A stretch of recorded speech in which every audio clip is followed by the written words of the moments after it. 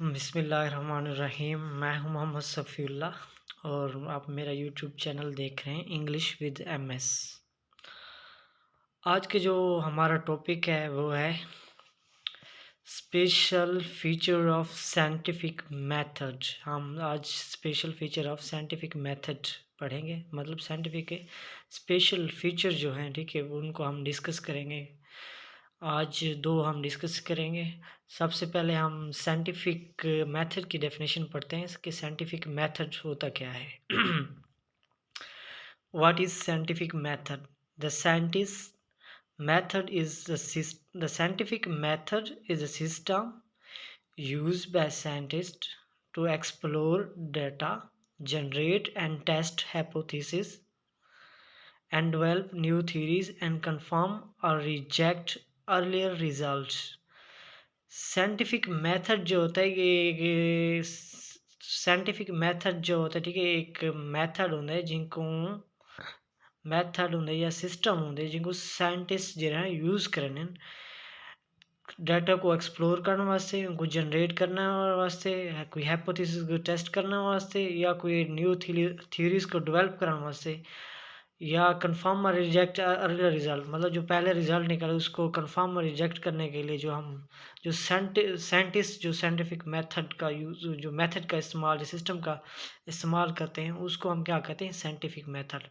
मतलब एक scientific method method ऐसा ऐसा सिस्टम होता है जो साइंटिस्ट इस्तेमाल करते हैं डाटा को एक्सप्लोर करने के लिए, जनरेट करने के लिए, हाइपोथेसिस का टेस्ट करने के लिए, उसके बाद न्यू थ्योरीज को डेवलप करने के लिए, अर्लियर रिजल्ट को रिजेक्ट और कंफर्म करने के लिए, ठीक है, हम साइंटिफिक मेथड का इस्तेमाल करते हैं।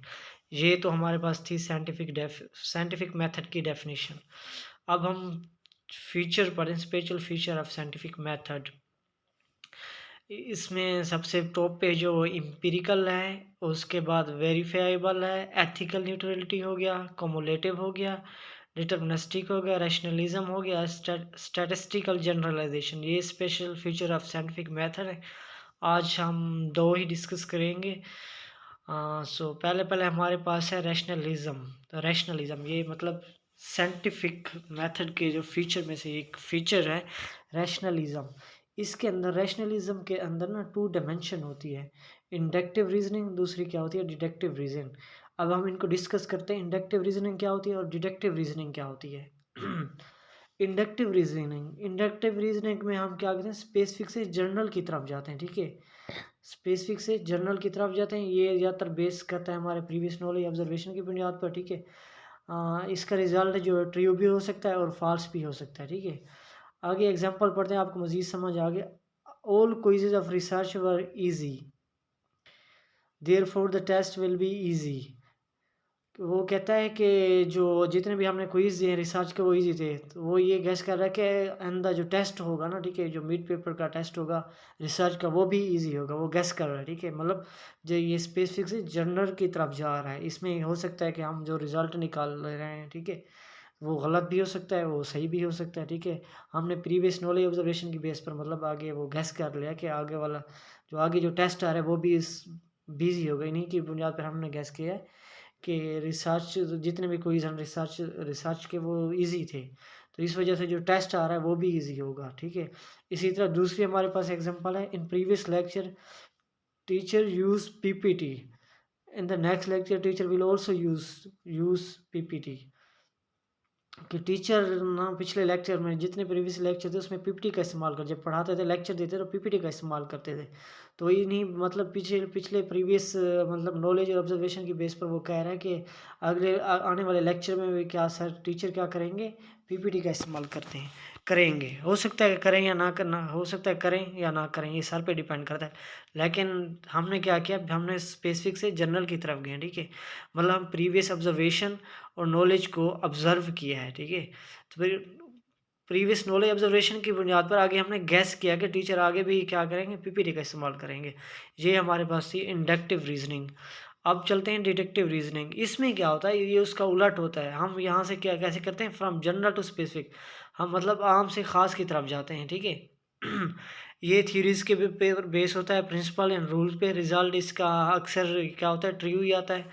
अब एग्जांपल पढ़ते हैं, ऑल ह्यूमन विल डाई। कि तमाम इंसान मर जाएंगे, Ali is human, Ali will also be, Ali will also die. मतलब इसमें क्या है, एक थ्योरी है, मतलब एक फितरत है, नेचर है कि हाँ तमाम इंसान मर जाएंगे। तो इसमें क्या जनरल से जे क्या एक किस्म की जनरल के स्पेसिफिक है Ali, Ali is human, Ali is a human, Ali क्या है, ह्यूमन है। तो इस मीन अगर अली ह्यूमन है कि वो भी तो अली भी मर जाएगा, अली विल ऑल्सो डाई, ठीक है। ये इंडक्टिव डिडक्टिव रीजनिंग की एक एग्जांपल है।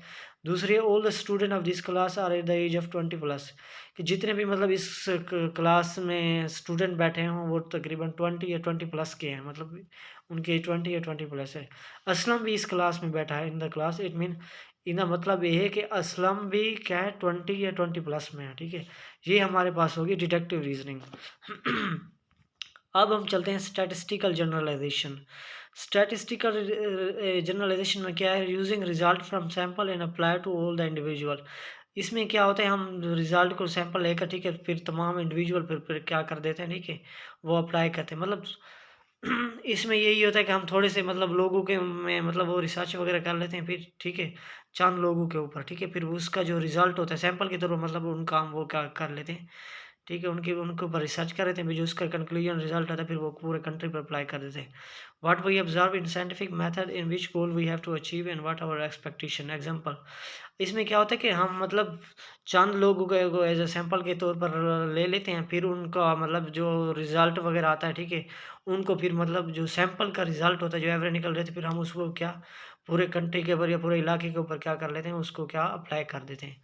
1 out of 3 children, one for example, 1 out of 3 children in Kenya is born with a disease, कि कीनिया के अंदर 3 में से हर एक बच्चे के पास क्या है, हर एक बच्चा क्या है, डिजीज़ के साथ पैदा होता है। इन्होंने सर्च किया है, फिर इसी के तो ये मतलब हो सकता है स्पेसिफिक इलाके में इन्होंने वो ऑब्जर्वेशन किया, ठीक है, 3 में से 20 लोग लिए हों, फिर उनका वो क्या वो 20 लोग का सैंपल लेके, ठीक, सैंपल लेके फिर उसको मतलब जो उसकी एवरेज वगैरह निकली होगी, जो रिजल्ट वगैरह निकला होगा, उसको फिर उन्होंने पूरे कंट्री पे अप्लाई कर दिया।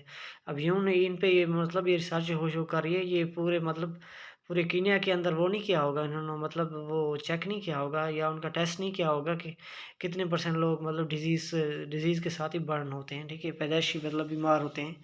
इस तरह मतलब इन्होंने सैंपल लिया होगा, ठीक है, 20 लोगों का सैंपल लिया होगा, फिर उनका एवरेज निकाल के, ठीक है, फिर पूरे कंट्री के ऊपर अप्लाई कर दिया होगा। ये मतलब एक एग्जांपल दी है, 1 out of 3 children in is born with a disease. Thank you. ये आज का जो हमारा टॉपिक था वो था special feature of scientific method.